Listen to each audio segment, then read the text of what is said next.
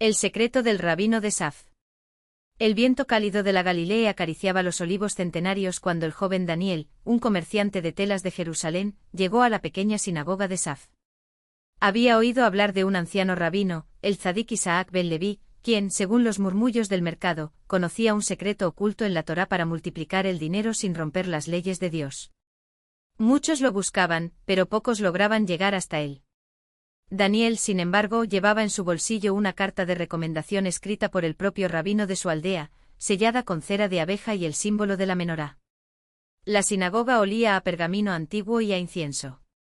Entre las sombras de los bancos de madera tallada, el rabino Isaac, un hombre de barba plateada y ojos tan oscuros como la tinta de los rollos sagrados, lo esperaba sentado junto a un pequeño brasero. No levantó la vista cuando Daniel entró, pero sus dedos, delgados y nodosos, dejaron de pasar las páginas del Zohar que tenía sobre sus rodillas. «Si has venido por el secreto, ya estás tarde», murmuró el rabino sin preámbulos. «Muchos lo piden, pero solo quien entiende el pachad lo recibe». Daniel tragó saliva. Sabía que pachad significaba temor, pero no el miedo común, sino el temor reverencial a Dios, ese escalofrío que recorre la espalda cuando se comprende que el dinero, como el aliento, es un préstamo divino. «Rabino, he perdido 3 cargamentos en un año. Mis deudas ahogan a mi familia. No pido riqueza, solo un camino». El anciano cerró el libro con un suspiro. Luego, con un movimiento lento, tomó un puñado de monedas de cobre de un cajón de madera y las esparció sobre la mesa. «Mira estas monedas, Daniel. ¿Qué ves?» «Dinero. Poco, pero dinero». «No. Ves brajá, bendición, y ves clalá, maldición. Depende de cómo las uses». El rabino tomó una moneda y la colocó en el centro de la mesa. «Esta es la primera ley, aseleja Rab, hazte un maestro. Antes de pedir, aprende. El dinero huye del ignorante como el agua de un cesto agujereado. ¿Sabes por qué los prestamistas de Venecia enriquecen mientras los campesinos de Judea se hunden? Porque ellos estudian los números como tú deberías estudiar la Torá». Daniel asintió, pero el rabino no había terminado. Tomó otra moneda y la puso junto a la primera. «Segunda ley, Beapta lerea jacamoja, ama a tu prójimo como a ti mismo. Un judío no negocia con quien no confía, y no confía en quien no da antes de recibir». ¿Crees que los grandes mercaderes de Alejandría comienzan pidiendo? No. Empiezan dando. Un favor, un consejo, un préstamo sin interés a quien lo necesita. Así construyen redes que ni el oro puede comprar. La tercera moneda cayó con un clink seco. Tercera ley, ein kemaj, ein Torá, sin harina, no hay Torá. El dinero es como el trigo, si lo guardas en el granero, se pudre. Si lo siembras, multiplica. Pero cuidado, Daniel, los ojos del rabino brillaron con una advertencia, no confundes inversión con avidez. El que siembra en tierra árida pierde su semilla. El que siembra donde hay agua, cosecha el 100 por 1. Daniel sintió que su corazón latía más rápido. Era simple pero profundo. Como todas las verdades ocultas en la Torá. ¿Y la cuarta ley?, preguntó, aunque no estaba seguro de querer saberla. El rabino no sonrió, pero en sus labios se dibujó una sombra de tristeza. La cuarta no es una ley, sino una prueba. Kola olam kulo geserzar meod, todo este mundo es un puente muy estrecho. El dinero prueba el alma. Si lo amas más que a Dios, te destruirá. Si lo usas para elevar a otros, Dios te lo devolverá multiplicado. Pero ten cuidado, el puente es estrecho y muchos caen. Silencio. Solo se escuchaba el crepitar de las brasas. «Rabino, ¿y el secreto? ¿El método para multiplicarlo rápido?». El anciano se levantó con dificultad, apoyándose en su bastón de olivo. Se acercó a una estantería polvorienta y extrajo un pergamino amarillento. Lo desenrolló con manos temblorosas y señaló un versículo. Del Deuteronomio 8 y 18. «Bezaharta et Adonai Eloheja, kiu anoten leja koachla asot jail, y recordarás al Señor tu Dios, porque Él es quien te da el poder para crear riqueza». Daniel contuvo el aliento. «No hay fórmulas mágicas, hijo mío.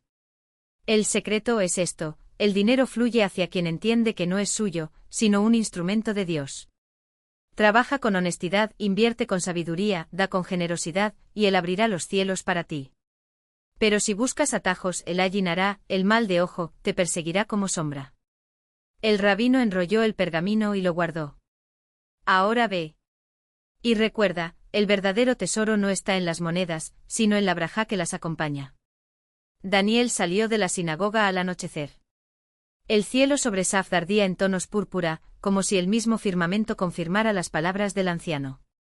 En su bolsillo, las pocas monedas que le quedaban pesaban diferente. Ya no eran metal, sino semillas. Y por primera vez en meses sintió esperanza. Fin. El peso de las semillas. Daniel caminó por las callejuelas empedradas de Saf, donde el eco de sus pasos se mezclaba con el murmullo de las plegarias que aún salían de las ventanas entreabiertas. El aire olía a pan recién horneado y a incienso, un aroma que en otros tiempos le habría recordado la abundancia. Ahora solo le traía el sabor amargo de la necesidad. Pero algo había cambiado. Las palabras del rabino no eran consuelo vacío, eran un desafío. Al llegar a su modesta casa de piedra, encontró a su esposa, Lie, sentada junto a la mesa, remendando una túnica desgastada. El rostro demacrado de ella se iluminó al verlo, aunque la sombra de la preocupación nunca la abandonaba del todo. ¿Volviste a ver al rabino?, preguntó sin levantar la vista del hilo. Sí. Y esta vez, entendí. Lie dejó la aguja y lo miró con escepticismo. ¿Otra bendición, otra promesa de que Dios proveerá? Daniel sacó las monedas del bolsillo y las colocó sobre la mesa.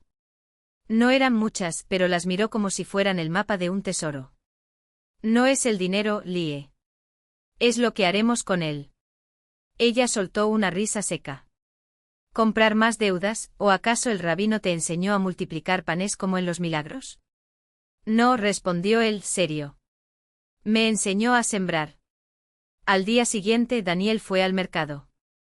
Pero en lugar de gastar sus últimas monedas en comida para una semana, como Lie esperaba, las invirtió en un pequeño lote de telas de lana sin teñir y en un saco de granos de trigo.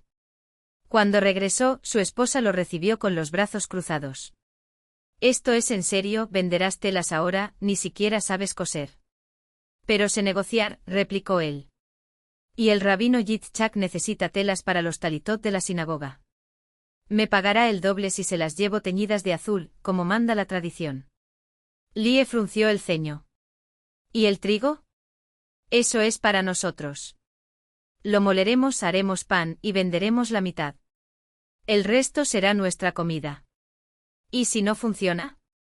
Daniel tomó sus manos, callosas y frías. Entonces tendremos pan para unos días y telas para abrigarnos. Pero si funciona, tendremos más que suficiente para pagar al carnicero y al médico. Lie lo miró durante un largo silencio. Luego asintió. Está bien. Pero si esto nos arruina, juro que le diré al rabino que su sabiduría nos dejó en la calle. Los primeros días fueron un caos. Daniel pasó horas remojando las telas en el tinte de caracol que había comprado a un mercader sirio, mientras Lie amasaba harina hasta que sus brazos le dolían. Vendieron el primer pan a los vecinos, y aunque no fue suficiente para cubrir lo que debían, el olor a horno lleno les dio una paz que no sentían desde hacía meses. Pero el verdadero prueba llegó cuando Daniel llevó las telas teñidas a la sinagoga. El rabino Yitzhak las inspeccionó con cuidado, pasando los dedos por el azul profundo, casi sagrado. «Buen trabajo», murmuró. «Pero ¿por qué solo 2 piezas?» «Fue todo lo que pude permitirme, rabino». El anciano lo estudió con ojos penetrantes. «¿Y el resto de tus monedas?» «Las invertí en trigo. Para no depender solo de su caridad». El rabino sonrió por primera vez desde que Daniel lo conocía. «Entonces ya entiendes. El dinero es como el agua, si lo guardas en un pozo cerrado, se pudre. Si lo haces fluir, nutre la tierra». Le pagó el doble de lo acordado. Para la primavera, Daniel y Lie tenían un pequeño puesto en el mercado, panes, telas teñidas y pronto, aceitunas en salmuera que Lie aprendió a preparar con una vecina. No eran ricos, pero ya no temían al recolector de impuestos. Y cuando el hijo del carnicero enfermó de fiebre, fueron ellos quienes llevaron sopa a su casa y pagaron al físico con un fardo de lana. Una tarde, mientras cerraban el puesto, Lie le preguntó: ¿Crees que el rabino tenía razón? ¿Que el dinero no es nuestro? Daniel miró hacia el cielo, donde las primeras estrellas comenzaban a brillar sobre Saf. No lo sé. Pero sé que cuando lo tratamos como si fuera un préstamo de Dios, nunca nos falta. Y esa noche, por primera vez en años, durmieron sin hambre. Sin miedo. Y con la certeza de que, fuera lo que fuera el secreto, ellos ya lo habían encontrado.